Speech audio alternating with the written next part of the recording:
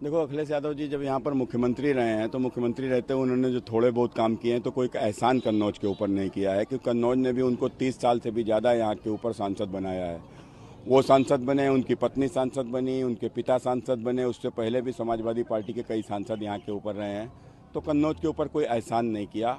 आप अगर मुख्यमंत्री बना दिया कन्नौज की जनता ने आपको, तो अगर आपने कन्नौज में कुछ थोड़े बहुत काम करा भी दिए तो उससे कन्नौज का ऊपर कोई एहसान नहीं कर दिया। लेकिन कन्नौज के गरीबों का कोई भला नहीं हुआ, वो मोदी सरकार में हुआ है। ये कह रहे हैं कि जो ये कर रहे हैं बीजेपी वाले, ये आप लोग जीतोगे नहीं, जो आप लगातार गंदी राजनीति, तुष्टीकरण की राजनीति कर रहे हैं। तुष्टीकरण की राजनीति कौन कर रहा है? तुष्टीकरण की राजनीति अखिलेश जी आपने शुरू की ना।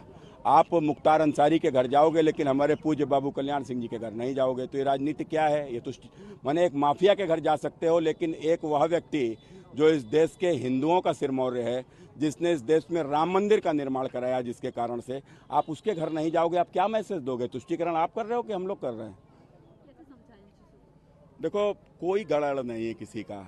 सब घर जनता का है, किसी का गढ़ नहीं है। जनता जिसको चाहती है वो जीतता है, जिसको चाहती है जनता हरा देती है। मोदी जी ने जनता के लिए काम किया, खासकर उस वर्ग के लिए जिसको कोई नहीं पूछता था, मोदी जी ने उसको पूछा है। और यही कारण है आज चाहे महिला हो, पुरुष हो, आज बच्चे चाहे नौजवान हो, आज सारे के सारे नरेंद्र मोदी को वोट कर रहे हैं। राहुल गांधी खा रहे हैं। देखो, अब अगर कांग्रेस अगर कर्नाटक में कांग्रेस की सरकार रहते हुए कांग्रेस यदि पिछड़ों के हिस्सेदारी में यदि धर्म के आधार पर बंटवारा करेगी तो मोदी जी क्या शांत रहेंगे क्या? भाई, कांग्रेस शांत रह सकती है, उसको मुस्लिम तुष्टीकरण का वोट चाहिए। हम तो वोट की राजनीति करते नहीं हैं। हम तो चाहे 1% वोट हो उसकी भी कीमत वही है, चाहे 20% वोट हो उसकी कीमत भी वही है। वोट तो सबका है, तो कुल मिलाकर लेकिन किसका वोट ज़्यादा है, किसी का वोट कम है।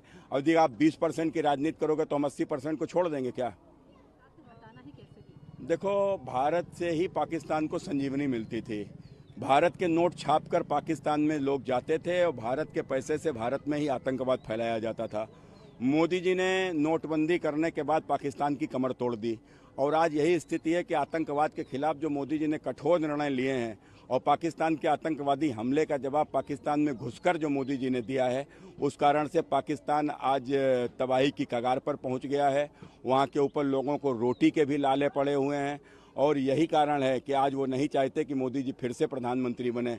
क्योंकि यदि कांग्रेस प्रधानमंत्री बनेगी, कांग्रेस का प्रधानमंत्री बनेगा, तो स्वाभाविक है पाकिस्तान को उसका लाभ होगा और पाकिस्तान को, भारत का काफ़ी पैसा पाकिस्तान को चला जाएगा। आचार्य प्रमोद कृष्णन नेता कह रहे हैं कि एक मीटिंग में राहुल गांधी ने कहा था जैसी सरकार में आएंगे कांग्रेस राम मंदिर के फैसले को पलट देंगे। देखो, उन्होंने कहा है कि हम राम मंदिर को हटाकर वापस वहाँ पर मस्जिद बनाएंगे।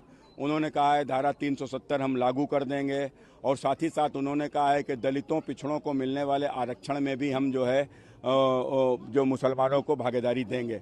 तो ये सब ऐसे विषय हैं जिनको हम लोग होने नहीं देंगे। आपके सवाल है, राधिका कांग्रेस की नेता रही है, उन्होंने कांग्रेस को छोड़ दिया। उन्होंने आरोप लगाया है कि राम मंदिर जाने पर बवाल काट रहे थे, प्रेशर दे रहे थे उनको। देखो, मुस्लिम तुष्टीकरण की राजनीति के कारण से जो भी हिंदू हैं वहाँ के ऊपर धीरे धीरे समझने लगे हैं कि वो हमारे विरोध की राजनीति कर रहे हैं और कांग्रेस के कारण से इस देश में आतंकवाद को बढ़ावा मिलता है और इसलिए स्वाभाविक है कि सारे लोग कांग्रेस को छोड़कर भारतीय जनता पार्टी में आ रहे हैं। आप अखिलेश यादव को कितने वोटों से हराओगे? मार्जिन क्या रहेगा? नहीं, देखो, हराने का काम यहाँ जनता करती है, हम तो नहीं करते। भाई, अब मेरे पिताजी तो मुलायम सिंह नहीं थे, अखिलेश के पिताजी तो मुलायम सिंह थे, वो तो उनके कारण से बने। मैं तो इस जनता के कारण से बना। मुझे तो बनाने वाली ये जनता है।